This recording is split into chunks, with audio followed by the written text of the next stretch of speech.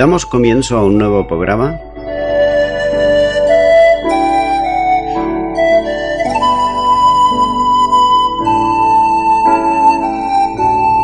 Servidores de Dios. Quien te habla es Manuel Cornejo.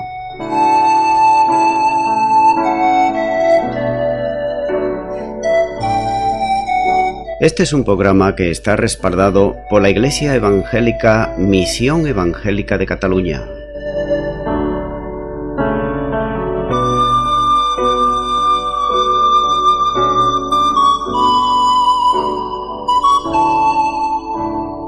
Estamos situados en la ciudad de Sabadell, en la avenida Matadepera número 239.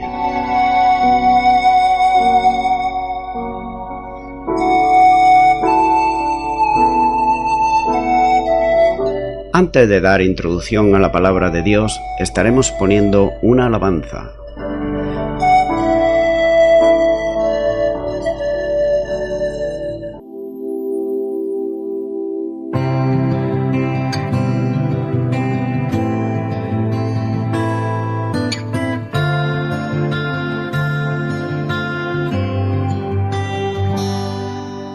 Tan sedienta estoy de ti,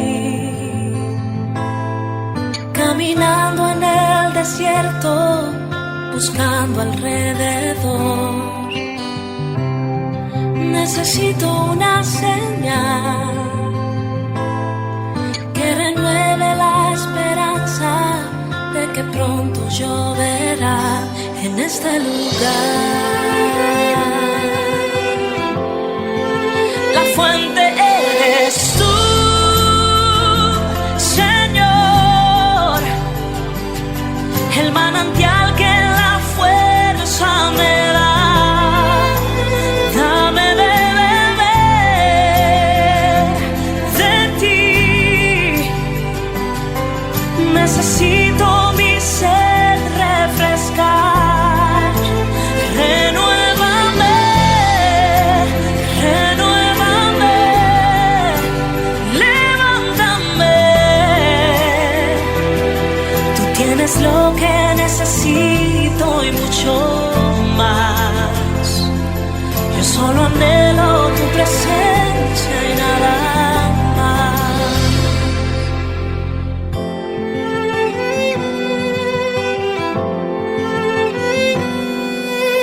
Tan sedienta estoy de ti, caminando en el desierto, buscando alrededor. Necesito una señal que renueve la esperanza de que pronto lloverá en este lugar. La fuente eres tú, Señor, el manantial que la fuerza me da. Dame de beber de ti. Necesito mi sed refrescar. Renuévame, renuévame, levántame. Tú tienes lo que necesito y mucho más. Yo solo anhelo tu presencia y nada más. Oh,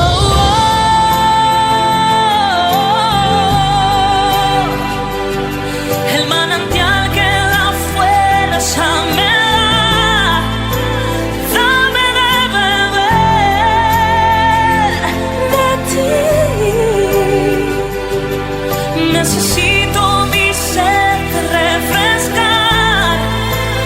Renuévame, renuévame, levántame. Tú tienes lo que necesito y mucho más. Yo solo anhelo tu presencia y nada más. Bienvenido al programa Servidores de Dios.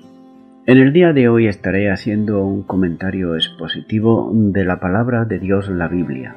En esta ocasión será en el Evangelio de Juan. Y comienzo con Juan capítulo 4, versículo 8, donde nos dice la palabra de Dios. Pues sus discípulos habían ido a la ciudad a comprar de comer. Notamos que Jesús no fue a la ciudad a comprar alimentos, no porque no tuviese hambre, sino porque tenía algo más importante, algo mejor que hacer, y que puede ser mejor que comer. Pues lo vamos a ver ahora. Y extraemos de aquí una reflexión en cuanto a las prioridades, tanto el hombre como la mujer, tanto sea el comer como el ejercicio y hacer cosas. Como he dicho, tanto el hombre como la mujer natural siempre van a poner en primer lugar las necesidades físicas, como son la comida, el descanso, el deporte, etc. En cambio, el hombre y la mujer espiritual, sus prioridades serán siempre en las cosas espirituales, como es la salvación de las almas antes que la propia comida. Juan capítulo 4, versículo 34 dice: Jesús les dijo: Mi comida es que haga la voluntad del que me envió y que acabe su obra. Jesús habló a multitudes, pasaba horas ministrando a los enfermos, los endemoniados, los religiosos y toda persona que tuviese necesidad. Esa era su prioridad, pero también vemos que él no desaprovechaba la ocasión para hablarle, aunque fuese a una sola persona, en este caso, la mujer samaritana. Con esto Jesús estaba enseñando a sus discípulos lo importante que es un alma para Dios, y que cabe hacerse la siguiente reflexión.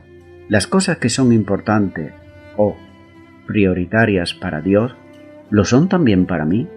Es una reflexión que deberíamos nosotros de hacernos.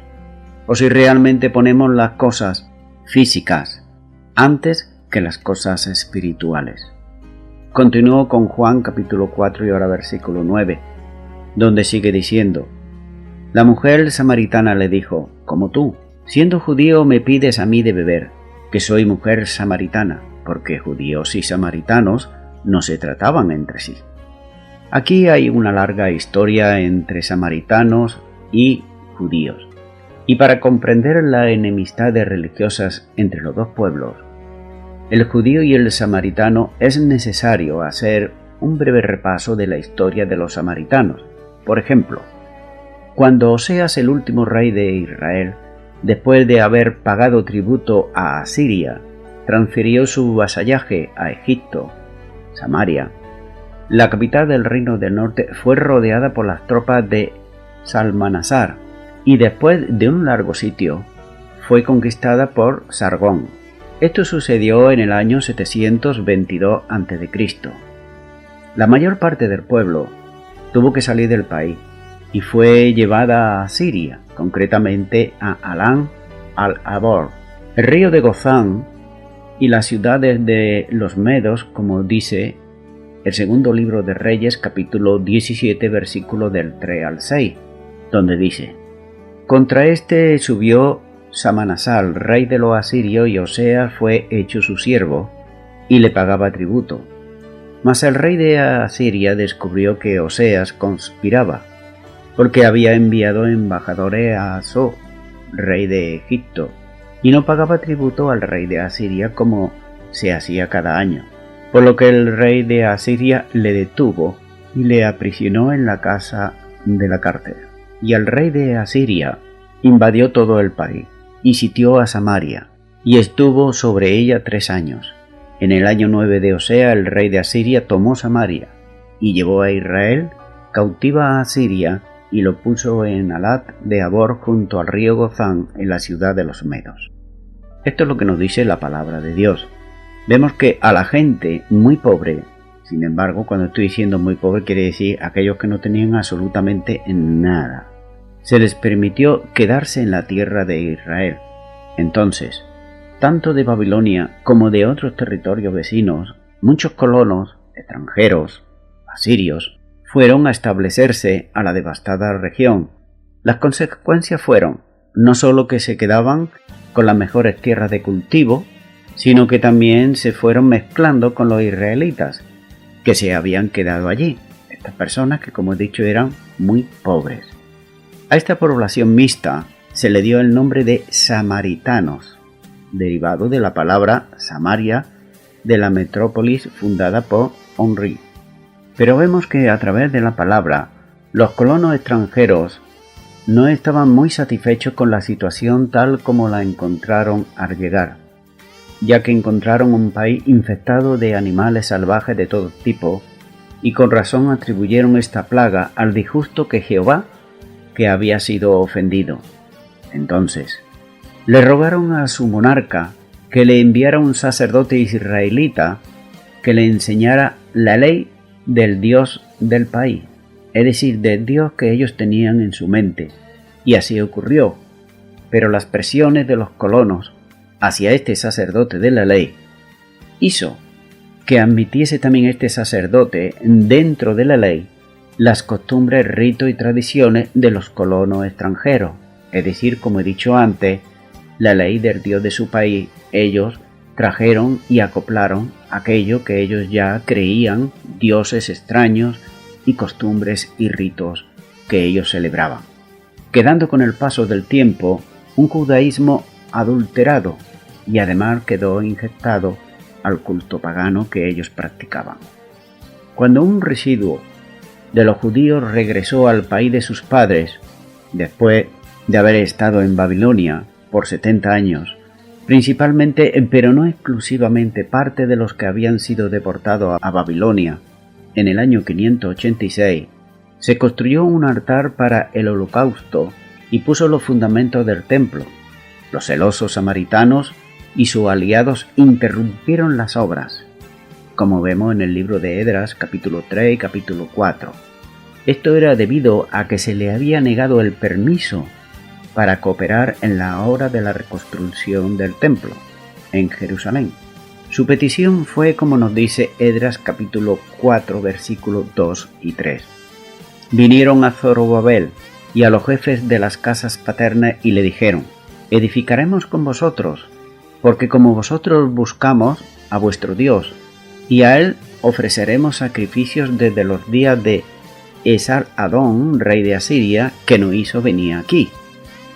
La respuesta que vemos aquí en la palabra de Dios que recibieron fue la siguiente, en el versículo 3. Zorobabel, Jesúa y los demás jefes de las casas paternas de Israel dijeron: no nos conviene edificar con vosotros casa a nuestro Dios, sino que nosotros solos la edificaremos a Jehová, Dios de Israel, como nos mandó el rey Ciro de Persia. Entonces los samaritanos, ellos por su cuenta, empezaron a construir su propio templo en el monte Gerizim. Pero ese templo fue destruido por los propios judíos hacia el año 128 a.C., de manera que los adoradores, no obstante, continuaron ofreciendo su culto en la cima de la montaña, donde se había levantado el sagrado edificio, y aún hoy continúan haciéndolo en este monte Gerizim. Para la Pascua, la comunidad samaritana va a acampar en la cumbre del Gerizim, y cuando sale la luna llena, el sumo sacerdote entona las oraciones y los matarifes degüellan los corderos tal como lo hacían hace muchísimos siglos. Del Antiguo Testamento solo aceptan ellos, los samaritanos, los 5 libros de Moisés. Por algún tiempo pareció que la sexta estaba destinada a extinguirse debido a su carácter cerrado completamente y a la escasez de mujeres entre ellos, pero parece ser que últimamente, sin embargo, ha empezado a casarse los samaritanos, los hombres, con mujeres judías. Por tanto, vemos que una vez, muy brevemente, repasada esta historia de las relaciones entre judíos y samaritanos, estamos en mejor situación para comprender la pregunta de la mujer que le hizo a Jesús: ¿cómo es que tú, siendo judío, me pides a mí de beber, que soy mujer samaritana? Pero si no tenemos en cuenta otro factor, nos podríamos sentir movidos a preguntar si los samaritanos estaban dispuestos a vender alimentos a los judíos. como vemos en el capítulo 4, versículo 8, ¿por qué no iban a estar dispuestos a ofrecerle agua? O la pregunta se podría formular de este modo: si los discípulos de Jesús podían ir a comprarle alimentos de los samaritanos, ¿por qué le pareció tan extraño a aquella mujer que un judío le pidiera de beber? Sigue diciendo la palabra que porque los judíos y los samaritanos no se trataban entre sí. Y vamos a ver en sí lo que es esta palabra. El verbo se traduce como sigue: no debe beber del mismo vaso. Es lo que nos dice el original griego. Otras tradiciones dicen no compartían. ¿Qué quiere decir esto? Con toda seguridad no se debe traducir por no se trataban entre sí. De hecho, los judíos tenían tratos con los samaritanos, pero según una interpretación farisaica de las leyes de la pureza que vemos en Levíticos capítulo 15, los judíos y los samaritanos no podían beber de los mismos vasos. Precisamente por esta razón, la mujer samaritana, dándose cuenta de que Jesús tendría que usar su cántaro, queda enormemente sorprendida y tal vez complacida de que este judío le dirigiera la palabra y estuviese dispuesto a beber del agua de su cántaro. Continúo con el versículo 10 de este capítulo 4, donde nos sigue diciendo: respondió Jesús y le dijo: si conocieras el don de Dios y quién es el que te dice dame de beber, tú le pedirías y él te daría agua viva. La respuesta del Señor centró el diálogo en la mujer samaritana. Cuando la conversación empezó, él, Jesús, era quien tenía sed y ella quien tenía el agua. Pero ahora él, Jesús, hablaba como si tuviera agua y como que ella tiene sed. De manera que Jesús eleva la conversación a un nivel más profundo y habla aquí del don de Dios y de la búsqueda del agua viva. La palabra que usa para don, esta palabra aparece en otros lugares de los evangelios como adverbio, donde significa gratuitamente. Pero solo en esta ocasión que nos ocupa aquí en este versículo, aparece el sustantivo con el significado de regalo gratuito. Por tanto, estamos ante una generosidad sin precedentes. Por tanto, cuando Jesús habló acerca del don de Dios, se estaba refiriendo al agua viva. Pero agua viva también podía significar manantial de agua, como dice, por ejemplo, en Génesis capítulo 26, versículo 19, donde dice: pero cuando los siervos de Isaac cavaron en el valle y hallaron allí un pozo de aguas vivas, es decir, agua que brota por sí misma, a diferencia del agua de lluvia que se recoge en una cisterna o en un depósito. Por supuesto que hay veces que sucede que al excavar un pozo se llega a descubrir un manantial. El pozo de Jacob ilustra exactamente este punto. Así pues, cuando Jesús dijo: Él te habría dado agua viva, la mujer lo interpretó por: Él te habría dado no el agua que lleva tiempo en el pozo, sino el agua que sale del manantial que hay en el fondo. ¿Lo entendemos esto?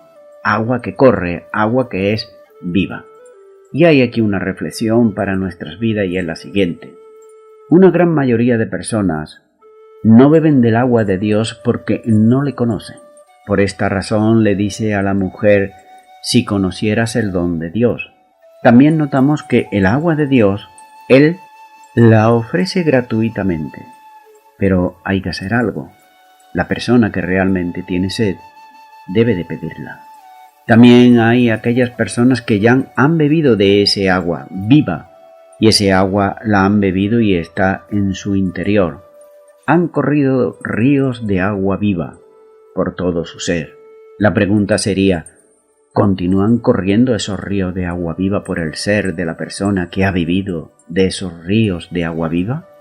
Esto tal vez a lo mejor puede a muchos que le ocurriera al principio. Pero, ¿y ahora? Actualmente, en este momento, ¿corren esos ríos de agua viva? ¿Siguen corriendo? Porque puede ocurrir algo. Y es que por no desear más o no pedirle al Señor más agua de vida, puede ocurrir lo siguiente. Puede ocurrir que el agua quede estancada y en vez de ser agua viva, es agua muerta, que no tiene vida en absoluto, no produce absolutamente nada. Y además, ¿sabes una cosa? El agua estancada suele oler mal. Continúo con el versículo 11, donde nos sigue diciendo la palabra de Dios. La mujer le dijo: Señor, no tienes con qué sacarla, y el pozo es hondo. ¿De dónde pues tienes el agua viva? Hasta este momento, la mujer no tenía ningún deseo de hablar cuestiones profundas y espirituales con Jesús, y con esta actitud le estaba pasando como le pasó a Nicodemo. Nos acordamos en el capítulo 3 que el Señor le tuvo que decir que el que no naciere de nuevo no puede ver el reino de Dios. Nicodemo no entendió, ya que solo conocía un camino, el de la ley. La samaritana también no entendía absolutamente nada, ya que ella solamente conocía los 5 libros de Moisés y el pozo de Jacob. Pero nótese algo. Ella le dijo en el versículo 9, le dice, como tú, pero ahora en el versículo 11 le dice Señor. Tal vez el tono de voz de Jesús y su manera de mirar, de hablar, le hizo ya ganarse el respeto del Señor. Sin embargo, durante el ministerio de Jesús en la tierra le solían llamar Rabí, que es maestro. Fue después de su resurrección que en vez de llamarle Rabí, le llamaban el Señor, reconociendo así su deidad. En los siguientes versículos, Jesús va a mostrarle a la mujer samaritana a que ella misma descubra y asuma la verdad de su estado espiritual. Hay aquí una reflexión, y es la siguiente. Esto es algo que siempre el Espíritu Santo, que convence de pecado, de justicia y juicio, está tratando de hacer que entendamos y veamos por nosotros mismos cuál es nuestra situación, ya que corremos el riesgo que si no queremos hacerlo, caso a Él, al Espíritu Santo, que es el que escudriña, el que mira lo más interior de nuestro corazón, no estaremos nosotros engañando a nosotros mismos, porque nosotros siempre vamos a vernos como que somos buenos, como que somos caritativos y que merecemos el favor de Dios. Ahora en el versículo 12 del capítulo 4 de Juan vemos aquí la mujer que le hace una pregunta a Jesús, y es la siguiente. ¿Acaso eres tú mayor que nuestro padre Jacob, que nos dio este pozo, del cual bebieron él, sus hijos y sus ganados? Los judíos descendían de Abraham. Los samaritanos remontaban su ascendencia hasta Jacob, a través de José, olvidándose convenientemente de su mezcla genealógica, como acabo de exponer en la historia de Samaria. Además, Samaria fue en la tierra asignada a José, como vemos en Josué capítulo 24, versículo 32. Note aquí, le sale a la mujer samaritana su conocimiento de pronto teológico, ya que los samaritanos, como escribió Josefo el historiador, cuando las cosas le convenían eran descendientes de los judíos, pero cuando no le interesaba o tenían dudas eran descendientes de Jacob. Es decir, como se suele decir en los días de hoy, se cambiaban de camisa según su conveniencia. Jacob cavó él mismo ese pozo, donde bebió él, su familia y su ganado, y fue ese pozo un regalo, un don para toda su descendencia. Y a propósito del pozo de Jacob, hay comentarios que nos dicen que en los alrededores de ese pozo había muchísimas fuentes. Sabemos que Jacob llegó allí como extranjero, es decir, él no sabía que había esas fuentes, y es por eso que él tuvo que cavar ese pozo tan profundo. De haberlo sabido, no hubiese excavado el fondo tan profundo, sino que hubiese escogido o hubiera sacado agua de esas fuentes que parece ser que había muchas. Vemos que en la mujer reconoce el don de Jacob, pero por otro lado vemos que no reconoce el don de Dios. del cual Jesús le habló en el versículo 10, donde dice: si conocieses o si conocieras el don de Dios. La mujer le pregunta: ¿acaso eres tú mayor que nuestro padre Jacob?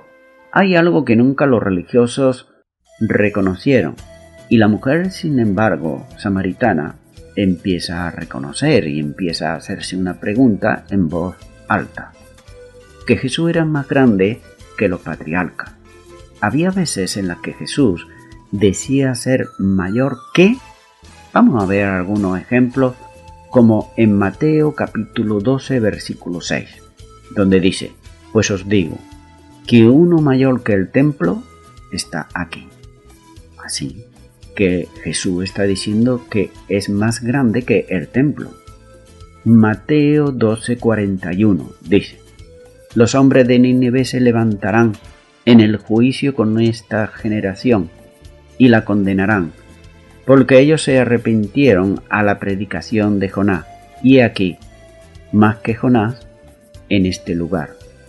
Es decir, ellos respetaban a Jonás porque había ido a predicar a la ciudad de Nínive y se arrepintieron. Y el Señor le está diciendo que uno más grande que Jonás estaba allí. En el siguiente versículo de Mateo capítulo 12, el 42 dice: la reina del sur se levantará en el juicio con esta generación y la condenará, porque ella vino de los fines de la tierra para oír la sabiduría de Salomón, y he aquí, más que Salomón en este lugar. El Señor Jesús está diciendo más grande que Salomón. También Hebreos capítulo 3 versículo 3 nos dice: porque de tanto mayor gloria que Moisés es estimado digno este, cuanto tiene mayor honra que la casa que él que la hizo. Por tanto vemos que el Señor Jesús es merecedor de una gloria mayor que la de Moisés. Y continúa ahora con el versículo 13 de Juan capítulo 4. Respondió Jesús y le dijo: cualquiera que bebiere de este agua volverá a tener sed. Jesús le muestra a la mujer las limitaciones del agua del pozo de Jacob. Sí, porque este agua calmaba la sed, pero la calmaba por un tiempo. Esto muestra que lo físico y lo material de la tierra es breve, ya que solamente suele satisfacer por un tiempo, y un tiempo muchas veces corto, como el caso del pozo de Jacob. Todo lo físico y material de la tierra es breve, y lo sabemos muy bien. Pero las cosas espirituales son cosas que perduran para siempre, como por ejemplo Colosenses 3, 1 y 2 dice: si pues habéis resucitado con Cristo, buscar las cosas de arriba, donde está Cristo sentado a la diestra de Dios. Poner la mira en las cosas de arriba, no en las de la tierra. Fijémonos aquí que Pablo está hablando a los colosenses y le está diciendo que busquen las cosas de arriba, que pongan su mirada en las cosas de arriba, porque esas son las cosas que perduran, y las cosas de arriba son precisamente su palabra. Su palabra ha venido de arriba, del cielo. Esta Biblia, estos 66 libros que la componen, es Dios acercándose al hombre, y esto ha venido del cielo, y es ahí donde hemos de tener nuestra mirada. Cuando miramos, escudriñamos, estudiamos la palabra de Dios, ella nos hace que miremos al cielo y que busquemos las cosas de arriba. Por tanto, cuando Jesús le está hablando a la mujer samaritana y le dice estas palabras, vemos que Jesús deseaba atraer la atención para que esta mujer mirara las cosas de arriba, las cosas espirituales, las cosas eternas. Continúo con el versículo 14 de Juan 4, donde dice: mas el que bebiere del agua que yo le daré, no tendrá sed jamás, sino que el agua que yo le daré será en él una fuente de agua que salte para vida eterna. El agua de vida que Jesús da se caracteriza por aquel o aquella que la recibe está satisfecho y lo está permanentemente. Es decir, no tiene que buscar otra clase de agua, sino que este agua que el Señor da satisface por completo. Mira lo que dice en Mateo capítulo 5 versículo 6 en cuanto a las bienaventuranzas. Bienaventurados los que tienen hambre y sed de justicia, porque ellos serán saciados. El agua de vida, una vez dentro de la persona, se convierte en una fuente vigorosa. Entonces podemos ver que cualquier fuente donde el movimiento es vigoroso, que brota, o que surge, o que nace, vemos que la vida que el Señor Jesús nos da no es una vida estática, estancada ni apagada, ya que se trata de una vida abundante. Juan 10, versículo 10 dice: el ladrón no vino sino para hurtar y matar y destruir. Yo he venido para que tengan vida y para que la tengan en abundancia. En el Antiguo Testamento ya hay algunas promesas de Dios hacia aquellos y aquellas que buscan esta clase de vida, este agua de vida. Por ejemplo, en Isaías capítulo 58, versículo 11, dice: Jehová te pastoreará siempre, y en las sequías saciará tu alma, y dará vigor a tus huesos, y serás como huerto de riego, y como manantial de agua, cuyas aguas nunca faltan. El agua de vida mantiene al hombre alejado de volver a sentir sed. El agua de vida está continuamente en movimiento, como nos dice Isaías capítulo 12, versículo 3. Sacaréis con gozo agua de las fuentes de la salvación. Por tanto, el agua de vida salta a la vida eterna. Como nos dice Apocalipsis capítulo 7, versículo 17. Porque el Cordero que está en medio del trono los pastoreará y los guiará a fuentes de agua de vida, y Dios enjuagará toda lágrima de los ojos de ellos. Y también este mismo libro, Apocalipsis capítulo 22, versículo 17, dice: Y el Espíritu y la esposa dicen: ven, y el que oye diga: ven, y el que tiene sed venga, y el que quiera tome del agua de la vida gratuitamente. Los samaritanos pensaban que tenían la razón en cuanto a las cosas espirituales. Pero ¿sabes una cosa? Lo mismo le pasaba también a los judíos. Y esto era motivo principal por el cual no se trataban adecuadamente y se evitaban ambas comunidades, tanto los samaritanos como los judíos. Pero la realidad era que tanto los samaritanos como los judíos nunca antes, ellos, aunque se pensaban que tenían la razón y que eran buenos, ellos nunca antes, repito, habían tenido un encuentro con Jesús, ya que si lo hubiesen tenido, toda la disputa entre samaritanos y judíos hubieran desaparecido sencillamente. Mi amigo y mi amiga, también en estos días suele haber comunidades y religiones que piensan sinceramente de todo corazón que ellos tienen la razón y solamente ellos.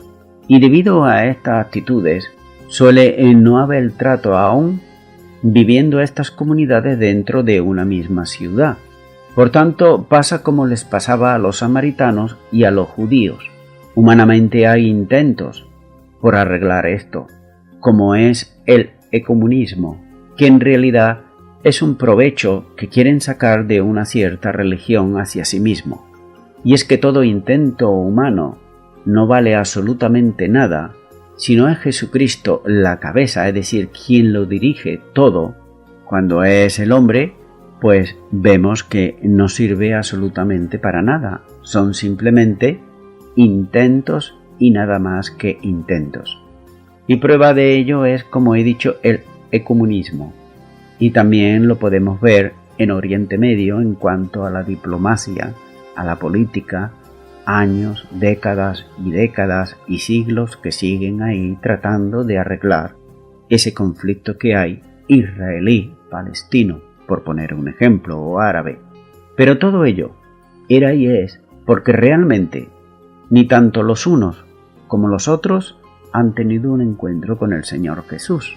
Por tanto, si tú no puedes, tú que me estás escuchando, tratar con tu vecino, porque lo ves de una manera distinta, porque a lo mejor cree de una manera diferente a lo que tú crees, un compañero de trabajo, un familiar o cualquier otra persona, déjame decirte que tú tienes necesidad de tener un encuentro también. con el Señor Jesús. Como esta mujer, le era necesario tener un encuentro con Jesús para quitarle esas rivalidades que había entre samaritanos y judíos. También los samaritanos iban a venir, versículos más adelante, como veremos, vendrían al Señor Jesús, y veremos que estos samaritanos y esta mujer ya dejaron de ser como eran. Su corazón ya era de otra manera. Ya no había odio, ya no había resentimiento, ya no se miraba por lo alto del hombro, sino que se veía a esas personas, se veían realmente como personas, no como judíos, no como samaritanos. ¿Sabe? En el día de hoy también existe ese racismo en el cual se ve, por ejemplo, a un negro o a una negra porque es negra. Se ve, por ejemplo, a un chino porque es chino, a un gitano porque es gitano. No, primeramente hemos de ver a la persona. Y la persona tiene necesidad absoluta de tener un encuentro con Jesús. Por eso, mi amigo y mi amiga que me está escuchando, si tú aún todavía no has tenido un encuentro con Jesús, es hora ya de que lo tengas. ¿Cómo puedes tenerlo? Pues simplemente ora conmigo, invítale a que venga a tu corazón y repite conmigo esta oración y di: Señor Jesús, me arrepiento de todos mis pecados. Hasta ahora me he pensado una persona que era buena. He mirado a los demás como inferiores, pero reconozco que todo ello ha sido porque aún todavía tú no estabas en mi corazón. Por esta razón, yo te abro mi corazón y te recibo como mi Señor y mi Salvador. Y te doy gracias en el nombre de Jesús. Amén. Bien, amigo y amiga, es bueno que tú a partir de ahora perdones a esas personas que quizá la ha ofendido de palabra o con tu mirada. Perdónalas delante del Señor. Pídele perdón al Señor también por ello. Ora a Dios y a esas personas personalmente pídele perdón. Dile que ahora Cristo vive en tu corazón, que ha cambiado tu corazón, tu vida. Es bueno que sigas leyendo la palabra de Dios. Continúa con estos evangelios, tanto el de Juan como el de Mateo o cualquier otro. Sigue leyendo la palabra de Dios. También sería muy bueno que pudieras congregarte en una iglesia cristiana o evangélica, donde se predique y se enseñe la sana doctrina y la palabra de Dios. Di que has recibido a Jesucristo como Señor y Salvador, y ahí los hermanos en la fe, ellos podrán ayudarte a que puedas crecer espiritualmente y con el tiempo puedas servir al Señor. Y a toda la audiencia, nuevamente me estoy despidiendo de todos ustedes y será Dios mediante hasta el próximo programa, si así Dios lo permite. Que Dios os bendiga a todos. Jesús, puesto en pie, el último día de la gran fiesta, dijo: si alguno tiene sed, venga a mí y beba, y de su interior correrán ríos de agua viva. ¿Hay alguien sediento? ¿Hay alguien sediento?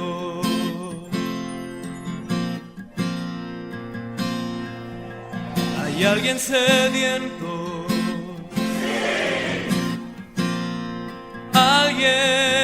¿Hay alguien sediento? Jesús dijo: dejad que vengan a mí, yo les saciaré.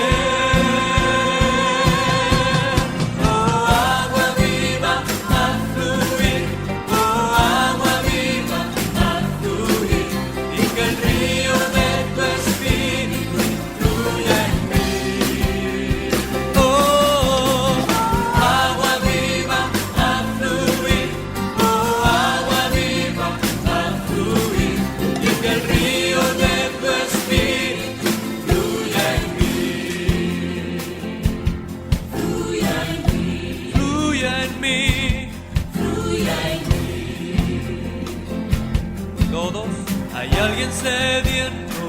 Alguien sediento. Hay alguien sediento.